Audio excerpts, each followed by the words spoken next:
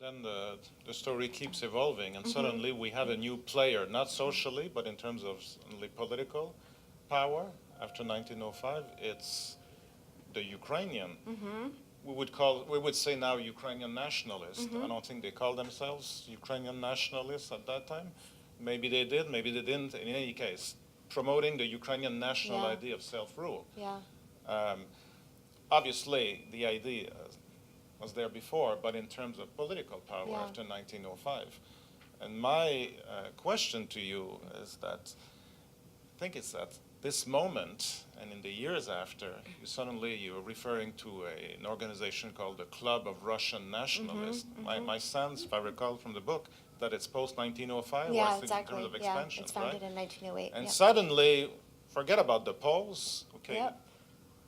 We have the pogroms, the Jews, beginning of Žida Komuna, but suddenly the enemy are these, what we would now call the political Ukrainians, right? The political Ukrainians are on the scene.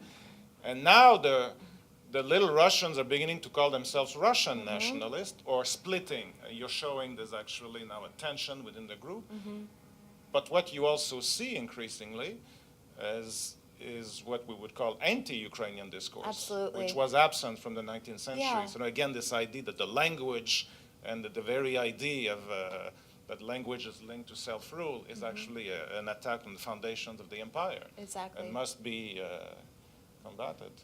But that's very late in the game, right? We're like less than a decade before the First World War. Yeah, it is very late in the game. And this is the new enemy that approaches absolutely anti-Ukrainian discourse is critical to this post-1905 Russian nationalism. But I again want to make the point that we have this continuity of figures. So one of the leaders of the Kiev Club of Russian Nationalists is a man named Yvonne Sikorsky, who's a physical anthropologist at Kiev University, and is the man who, he plays a crucial role in that Baylis affair that I mentioned. He does the autopsy on the young boy found murdered and said, definitely this looks like ritual murder to me.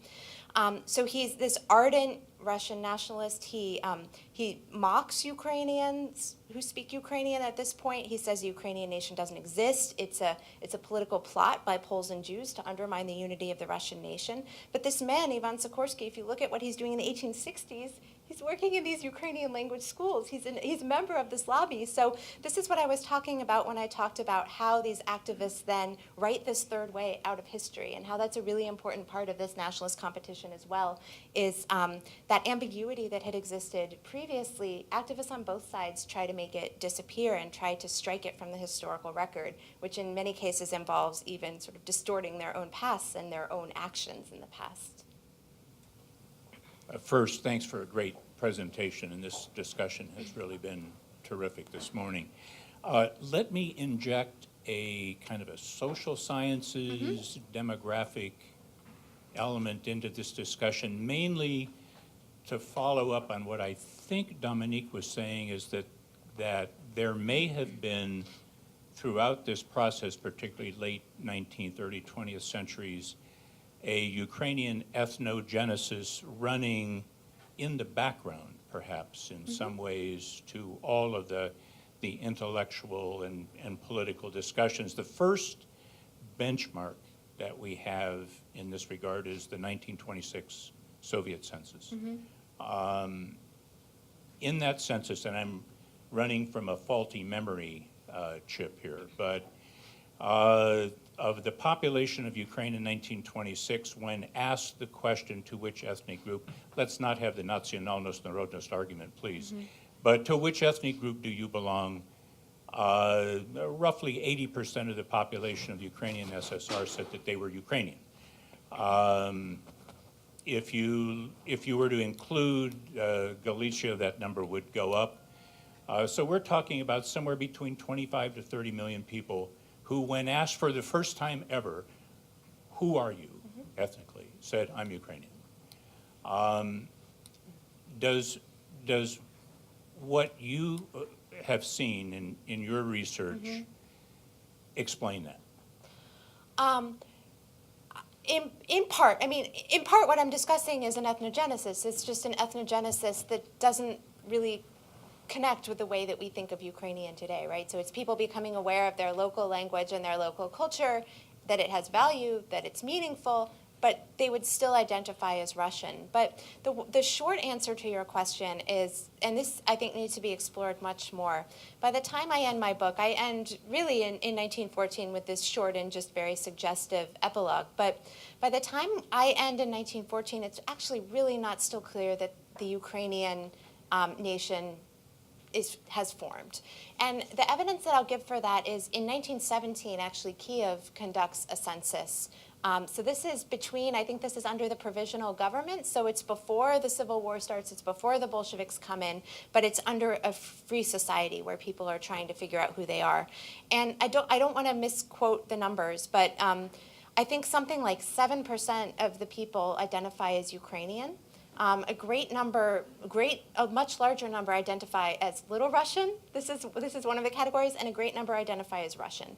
Now, I realize also this is Kiev, it's a city, urban demographics are somewhat different, but I think that looking at that, the notion that you can be Ukrainian in 1917 is still, I think, still relatively underdeveloped. And so I think how this happens so quickly, I think that this happens really in the early Bolshevik years, and I think that we need to look at that much more.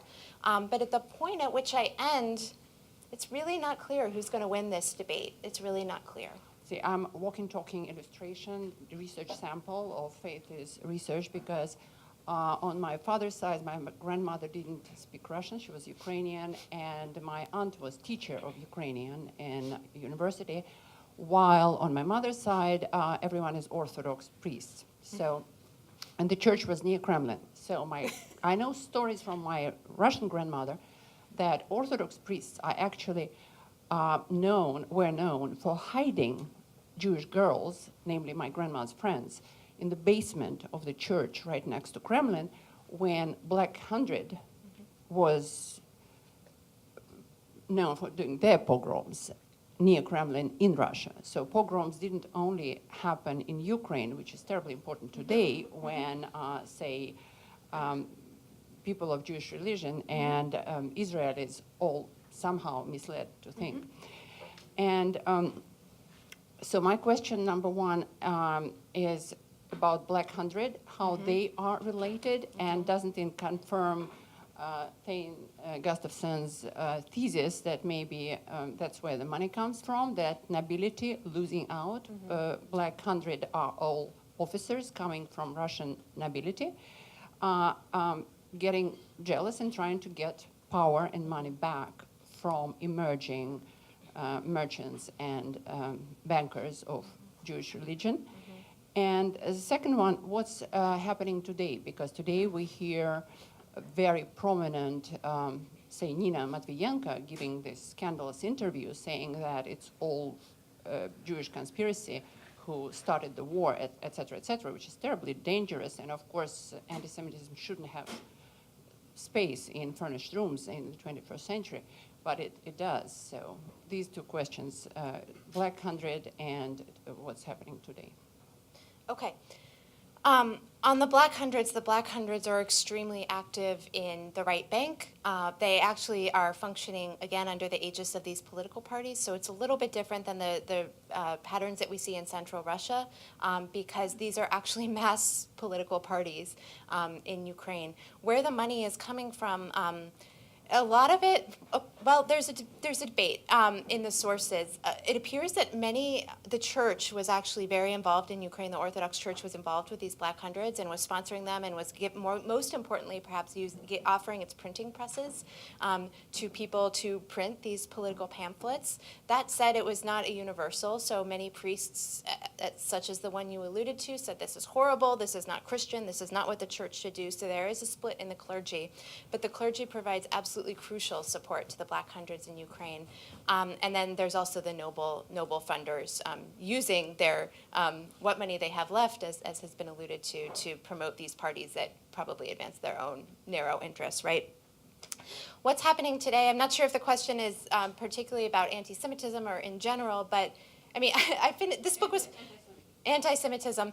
Yeah, I think that this kind of paranoid conspiracist anti-Semitism is still very present in the Russian sources today. And I'll just also say that it's been, the experience of this book has been somewhat eerie because it was published in November 2013, and I received my copy, I think, a few days before Euromaidan began.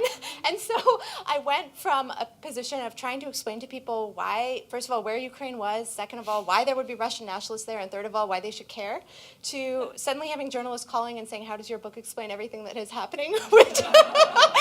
Which of course, I wouldn't say it does that either. But I do want to just point to one final irony, right? Because the cover of the book shows, I should have done slides, but as you'll see, it shows a very famous Volodymyr in Kiev, right?